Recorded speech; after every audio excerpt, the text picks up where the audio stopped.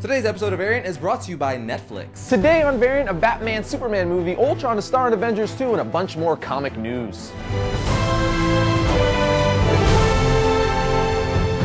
Welcome to Variant. We love comics more than I'm excited to talk about Comic-Con news. I'm your host, Arris. Now, as I'm sure all of you know, San Diego Comic-Con just wrapped up this past weekend, and man, did we get a crap ton of comic and comic-related news. But since there was so much news to come out this past weekend, and it would take me forever to talk about it, I'm just gonna talk about the stuff I'm most excited for. So, with that said, let's talk some comic news in our new segment titled, quite appropriately, News. But first, let's start the show off with something I haven't done in a while, a comic IQ hint.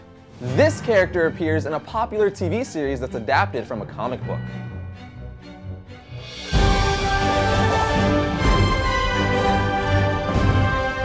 First bit of news I have for you all is DC and Warner Brothers Home Entertainment announced the next 3 DC straight to Blu-ray and DVD films. Justice League War, which will be their next film based on Geoff Johns and Jim Lee's Justice League Origins story arc, which was the first story for the Justice League in DC's New 52 and tells the story of why and how the Justice League formed. Which I couldn't be more excited about. I'm a huge fan of DC's New 52. I love the redesigns, especially for the members of the Justice League. And for the most part, just what they've done with a lot of their characters, reinventing them for a new era. I just think the whole idea of the New 52 overall works. So, like I said, I'm super excited we'll be getting a DC animated movie based in the New 52, especially since it's based off of one of my favorite story arcs from it, the origin of the Justice League. Plus, in this story arc, Apocalypse is the villain, and who doesn't want to see the Justice League fight Apocalypse? No one. Wanna know why? 'Cause that's awesome. They also announced Son of Batman based on one of my favorite Batman storylines, Batman and Son, by Grant Morrison and Andy Kubert. The story is about Batman finding out he has a son with Talia al Ghul, which she then leaves Damian in Batman's custody in an effort to disrupt his work. So, it's the first introduction of Damian's existence to Bruce. But later on down the road, we all know Damian Wayne would go on to become the new Robin. And the last animated movie they announced is Batman Assault on Arkham, which is just going to be based around all the Arkham games. Needless to say, but I'm still going to say it anyway, I'm super excited for all 3 of these movies. We also got the premiere of The Walking Dead Season 4 trailer, and to top it off, it's over 4 minutes long. Watching the trailer, you can see we're getting a bunch of new characters, as we do every new season, and you can also see how freaking cool Daryl looks. I swear, he keeps looking cooler and more BA every season. The Walking Dead is my favorite TV show, so I cannot wait to have it back in my life. October 13th cannot come fast enough. The trailer definitely got me extremely pumped for the new season, and curious as the group at the prison seems it will be expanding quite a bit, so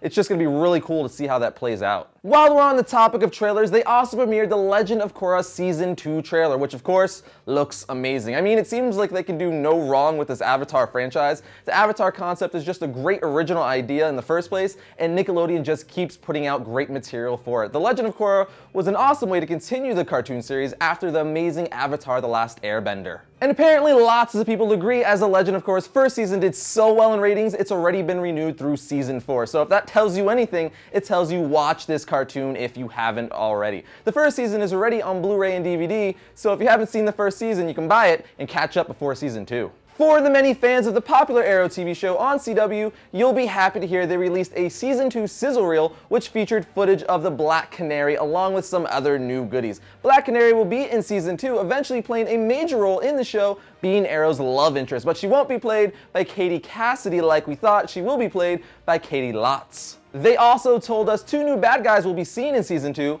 the Bronze Tiger from the Suicide Squad played by Jay White, and Teen Titans villain Sebastian Blood and/or Brother Blood played by Kevin Alejandro. The producers of the CW show also announced their intentions to transform Oliver Queen from the vigilante checking names off lists to a full-fledged hero who goes by the official Green Arrow name, to which I say, it's about dang time. Marvel also elaborated a bit more on their next huge storyline in comics called Infinity, which was originally announced in Free Comic Book Day back in May. They also released a bunch of covers for the series and the interior artwork for the series. It's going to be a 6-issue miniseries that will also be crossing over into other titles like Nova, Guardians of the Galaxy, Uncanny Avengers, and a few others. The story will involve Thanos attacking Earth while the Avengers are in space uniting the universe against the Builders, so it's going to be all kinds of intergalactic fun. I'm really looking forward to it. Then we have DC's Villains Month coming in September, which we knew about for a while now, where the DC villains will be taking over their heroes' books for a month. But what we didn't know is it will be coinciding with DC's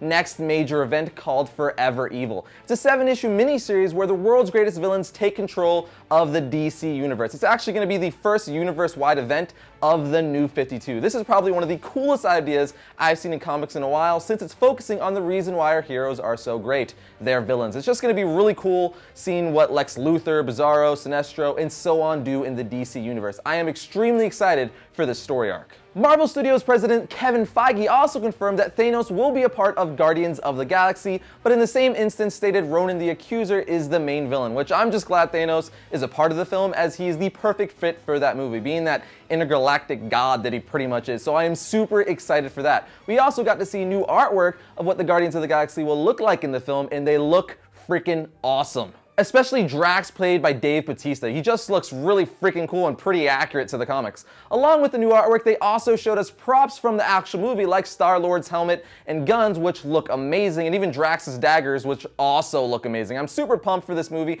and excited to see how it leads into future Marvel movies. Marvel also screened footage for Captain America Winter Soldier, which people are saying the fight scenes look like a mixture between the Bourne movies and the Raid Redemption, which, if that's true, man, are we gonna have one BA Captain America film. And speaking of Captain America, his new costume was also on display, which is modeled after the costume from the comics, the heroic age Steve Rogers Super Soldier. Although I'm not liking the shield, as it isn't red, white, and blue, it just doesn't feel the same. He has to have the red, white, and blue shield. I mean, he is Captain America. But overall, I'm a fan of the new suit. I've always liked it since the comics. It has that military Air Force feel to it, which is cool. On to one of the biggest announcements to come out of Comic-Con, which is Avengers 2 will be titled Avengers Age of Ultron, which means that Ultron is going to be the villain in this movie. And man, I could not be happier. I mean, to me and many other Avengers fans and fans of the comics, he is the quintessential Avengers villain. So I'm super happy we're going to see him take the spotlight in the next Avengers film. All we need now is Kang the Conqueror to be in Avengers 3, and my life would be that much closer to being complete.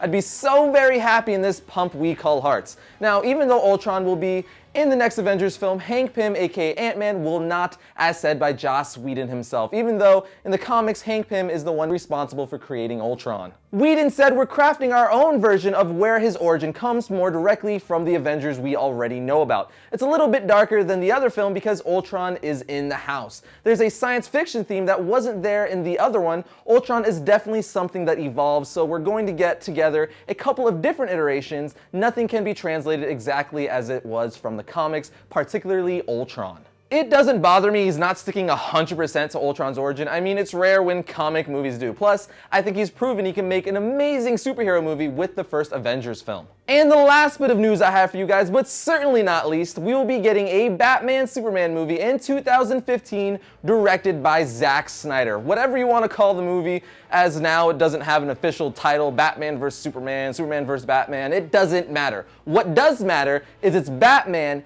and Superman in one movie together. Now, if it isn't apparent already, I am beyond excited for this movie, as I've been wanting a Batman-Superman movie ever since I was a little kid. And to top it off, when Zack Snyder announced it, he had Harry Lennix read Batman's monologue to Superman from the end of Frank Miller's The Dark Knight Returns storyline, which sounded something like this. I want you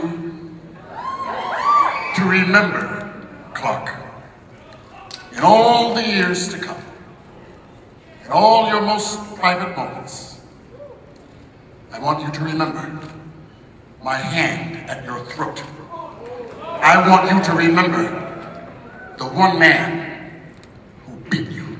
And then to make it even more awesome, after he read the monologue, they revealed the logo for the movie, which looks amazing. And I love the new bat symbol they're using. With that said though, they're not adapting the Dark Knight Returns storyline. Snyder said he just used that monologue to show that there will be a rivalry between the two in the film, as the two are not friends yet. Which again, Batman and Superman at odds with each other in a live action movie to probably only come together and befriend each other by the end of the movie sounds like one of the best ideas I've ever heard. Henry Cavill will be returning to don the red cape once again, but there's no word yet on who will be playing Batman, but we do know it's not going to be Christian Bale, as he said he's done playing Batman. A lot of you guys have been asking me who I would want to play Batman, and as I said before in my Casting the Justice League episode, I would love to see Michael Fassbender don the cape and cowl. I think he would be the perfect Bruce Wayne in Batman, as he has that BA serious demeanor about him, which anyone who's playing Batman needs. He would just have to bulk up a little bit, and I think he'd be a perfect Batman. It is also rumored, still not confirmed, that we'll be getting a Flash movie in 2016 and a Justice League movie in 2017.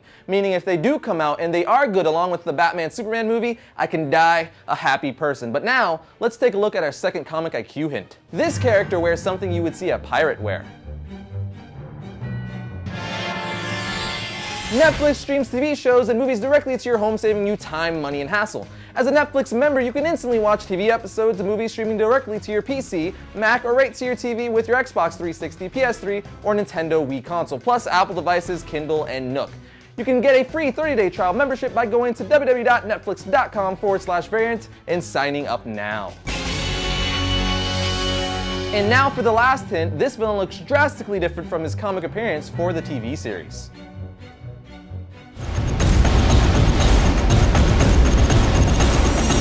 First up for Wednesday, July 24th is Superior Spider-Man issue 14. It's Superior Spider Month as this book brings you its biggest twist yet. The Superior Spider-Man takes down Shadowland.